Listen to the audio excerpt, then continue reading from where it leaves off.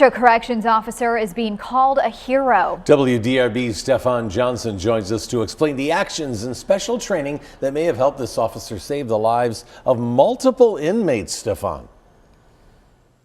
Well, that officer is also a CPR instructor. He's certified, so he recently used his special training to help 5 inmates behind me here at Metro Corrections who had stopped breathing. January 20th to be my 5th year.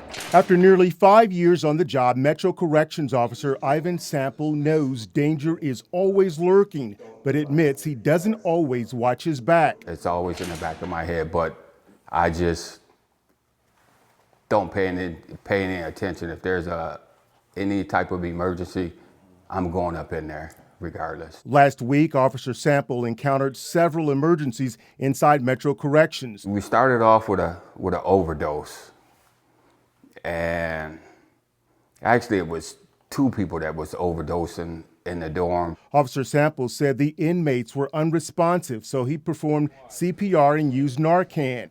It's about a good 10-15 minutes before we got him back. At the same time, another officer was working on the other inmate who had overdosed. This particular one didn't even have a pulse, and he was blue around the lip. As I was doing CPR, I was telling this individual, "You're not gonna die. You're not gonna die. Not on my shift, not in this jail." Both inmates eventually started breathing again and were rushed to the hospital. It's very taxing, very stressful, and very emotional. But before Officer Sample could catch his breath, once we got into the door and saw the inmate hanging, the first thing we just kicked in, our training just kicked in. The inmate survived, but it took a lot out of Officer Sample. I was drained, I was dripping with sweat, and my emotions were extremely high. And I happened to notice too that we're back to back about an hour apart on the same floor.